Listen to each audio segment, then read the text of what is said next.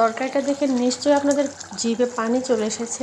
আমারও একই অবস্থা, তরকারিটা রান্না করতে গিয়ে আমারও জিভে পানি চলে এসেছিলো। এত মজাদার তরকারিটা হয়েছিল, কিন্তু দুঃখের বিষয় হচ্ছে আমি সম্পূর্ণ ভিডিওটি করতে পারিনি, কারণ আমি আজকে পায়েসের ভিডিওটা করতে চেয়েছিলাম, তো সেই কারণে সম্পূর্ণ তরকারির ভিডিওটা করা হয়নি। আসসালামু আলাইকুম, চলে আসছি মূল ভিডিওতে।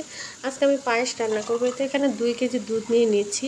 দুধটা আমি পাশের চুলোতে বসিয়ে দেব। আগে তরকারিটা বসাইছি, তো তারপর হচ্ছে তো আমি দুধটা পাশের চুলায় বসিয়ে দিয়ে আমি তরকারিটা রান্না করতেছি। তো তরকারিটা যখন আমি রান্না করতেছিলাম পায়েসের পাশাপাশি, দেখে আমার এতটা লোভ লাগলো, তো তাই আপনাদের সাথে একটু শর্টকাট হলেও শেয়ার করে নিলাম।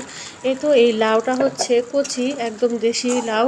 এইটা আমার শাশুড়ির গাছের জালি লাউ, তো লাউটা দিয়েছিল। আর হচ্ছে আমি সেই লাউটা দিয়ে মুরগির মাংসটা রান্না করে নিলাম।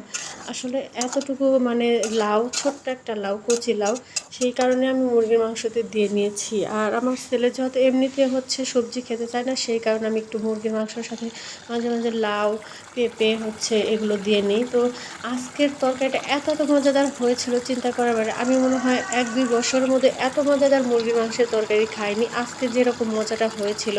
আমার পাশের চুলায় হচ্ছে দুধটা জাল হচ্ছে, এদিকে আমি মাংসটা কষিয়ে তার মধ্যে হচ্ছে লাউটা সুন্দর করে দিয়ে কষিয়ে তারপর আমি এখানে অল্প করে একটু পানি দিয়ে নেব, ঝোল দিয়ে নেব, পাতলা করে ঝোল করব। আর হচ্ছে লাউ হোক বা পেঁপে, যে কোনো সবজি দিয়ে বা আলু দিয়ে মুরগির মাংসটা কিন্তু একটু পাতলা ঝোল করে রান্না করলে সবথেকে বেশি মজা লাগে। আর শুধু মুরগি রান্না করলে সেটা হচ্ছে একটু ভুনা টাইপের করলে আমার কাছে ভালো লাগে। তো পানিটা দেওয়ার পর আমি আরেকটু ঢেকে দিচ্ছি, তারপর আমি 4-5 মিনিট জাল করে নিয়েছি।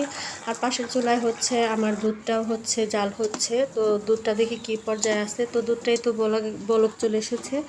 আর হচ্ছে আমি নর্মালভাবেই শুধু পায়েসটা রান্না করে নিতেছি। আসলে ফ্রিজে ওই যে আমার ফুফু শাশুড়ি দুধ নিয়ে এসেছিলো, সেই দুধগুলো ছিল। আসলে আমি সাদা দুধ সহজভাবে খেতে পারি না, তো সেই কারণে কোনো না কোনো কিছু তৈরি করে খেতে হয়। আমি দুধ ডিম এগুলো একদমই কম পছন্দ করি, তো সেই কারণে আমি দুধ দিয়ে এইটা ওইটা বানিয়ে খাই। তো এই তো পায়েসের জন্য দুধ জাল হচ্ছে, আর এদিকে আমার মুরগির মাংসটা রান্না হয়ে গেছে, জাল নিভিয়ে দিয়েছি। দেখেন কতটা মজাদার একটা রান্না হয়েছে, দেখেই নিশ্চয়ই বুঝতে পারতেছেন। তো এদিকে আমার দুধটা জাল চলে আসছে। আমি এখানে হচ্ছে দুধটা একটু জাল হওয়ার পর এখানে হচ্ছে আমি চালটা কিন্তু আগে দিয়ে নিয়েছিলাম, তো তারপর আমি চিনিটা আমি দিয়ে নিচ্ছি একটু করে।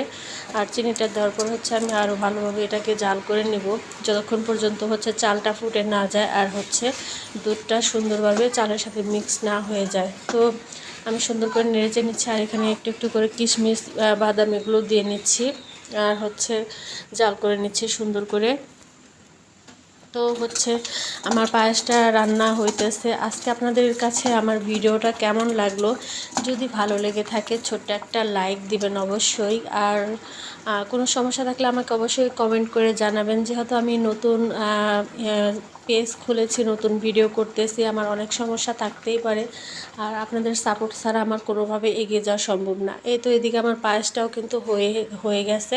আমি আপনাদের একটু বাটিতে বোলের মধ্যে হচ্ছে একটু দেখিয়ে দিচ্ছি, পরিবেশন করে দেখেন কতটা মজাদার পায়েসও রান্না হয়ে গেছে আমার।